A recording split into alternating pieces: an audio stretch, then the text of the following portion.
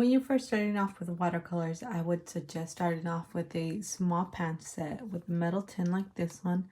This one I've had roughly about 7 to 5 years, and so far it is worked really well for me. As you can see, there's a lot of scratches, a little bit of dent, and this part is broken. But what I really love about these metal tins is that they already come with mixing wheels for you guys to mix in. And then you have an extra mixing wheel right in here. And these half pan sets last a very long time. You're going to want to start off with an artist grade or a student grade watercolor. Student grades are more affordable and they're roughly about $15 or so that you can find on Amazon. I started off with a student grade watercolor set and then I jumped up into an artist grade. This one is by Daniel Smith. It was a collaboration with Mind of Watercolors and it was in a different tin, but I went to Blix and I bought this tin. And I just placed all the watercolors in here so that they can be portable and accessible to me. If you don't know much about color theory, I would suggest getting a color palette set that has primary and secondary colors. So get yourself a set that has a yellow, a red, and a blue, and then get some secondary colors. So a purple, a violet, greens, and you know, those are the colors that you're gonna need quite often. So make sure that your color palette set has those colors. But if you're somebody that, you know, you already have a set of a color palette that you are really into, then just, you know, find the colors that are right for you so that you can have a complete set of colors to use. And I would suggest to get a set that has roughly about 12 colors. You don't need anything more than that just because it can be very overwhelming when you're starting to mix colors with watercolors. So get yourself a small set of 12 or even 6 colors is just fine. And those are things that I would suggest.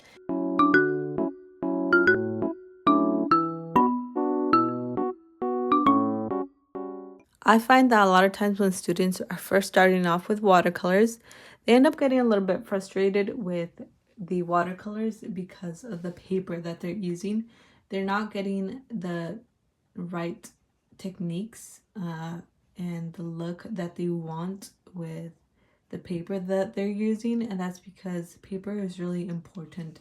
There are specific types of papers designed to hold a lot of water, and that is watercolor paper.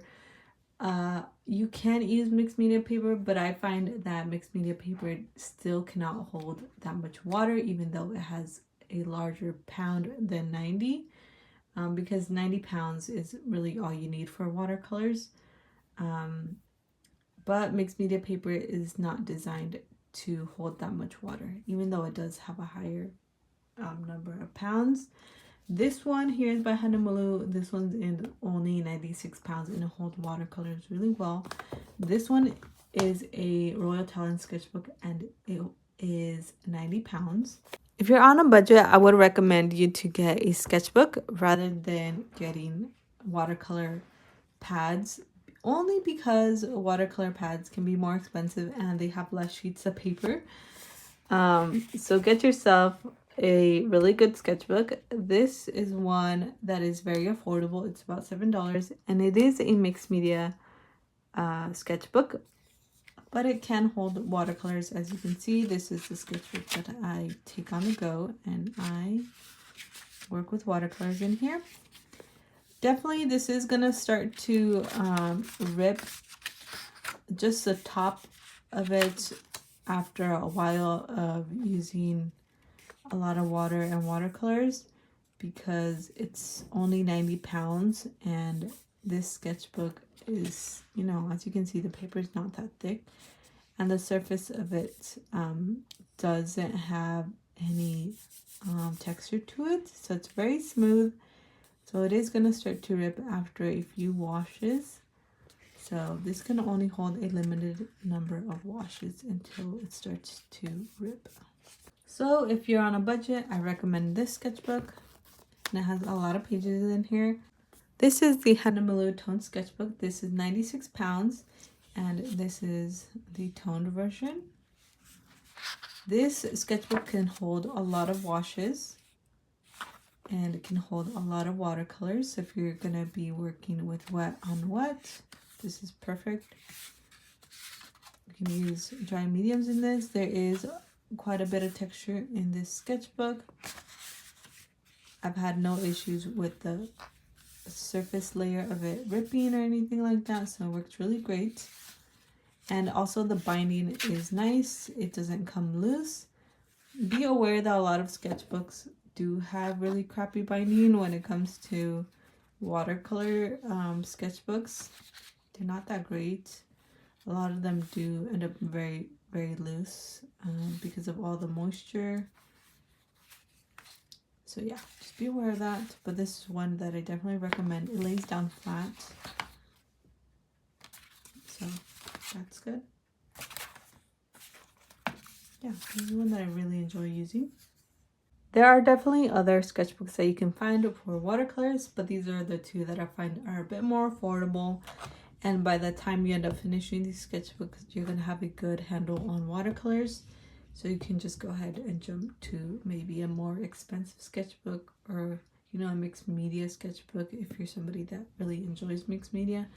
But for sure, if you're first starting off, definitely get yourself a sketchbook. That way you can work with figuring out how to use watercolors. The next thing that I want to talk to you guys about is watercolor brushes. These are a few options. You can either get a synthetic watercolor brush that, you know, has a regular wood handle and it's rounded. I would recommend rounded brushes to start off with because you can do a variety of techniques with round brushes. And they have a really great point for details, and they can cover a lot of surface. If you decide to go with a regular watercolor brush, then you're definitely going to need 2 jars of water. You're going to need a really large jar of water to clean your brush, and then you're going to need another jar for clean water. So those are 2 things that you're going to need. If you decide to go with these portable watercolor brushes, then you don't have to worry about having jars of water with you to clean your brushes. And do be aware that these points only last for about a year or so until they start to wear down.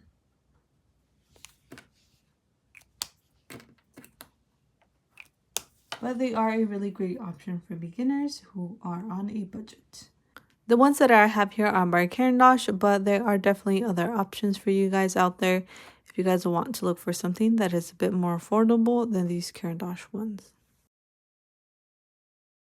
No matter what brush you decide to go with, you're going to need a rag to clean your brush, and I would recommend any cotton rag that doesn't leave any fuzzies, because fuzzies do tend to get annoying once you start painting.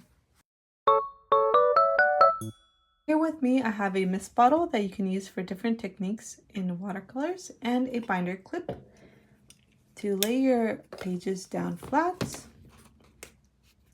Here we have this sketchbook where this side doesn't lay all the way flat, so you can go ahead and put the binder clip on there and it will hold the page down.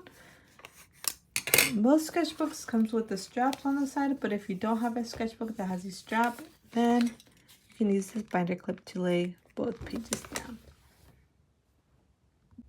The reason why I recommend minimal and portable materials is because it can be really overwhelming if you have a lot of things in front of you, and it can be a challenge to start off using your watercolors. So that's why I recommend portable materials, so that you're not so overwhelmed when you're first starting off, and you don't have to worry about having 2 jars of water in front of you and constantly throwing out the water and refilling them.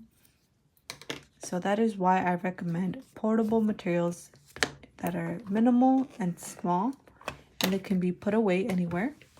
As you can see, these materials will not take much space. Hopefully you guys enjoyed today's video and you guys have a better understanding of what materials you're going to need in order to start working with watercolors. And that is all for today. I will see you in the next one. If you want to comment down below, you guys can. If you want to like this video, go ahead and do so. And if you're still here to the very end, hopefully you guys like this video enough in order for you guys to subscribe. And that is all. Te veo cuando te veo, and I will see you when I see you.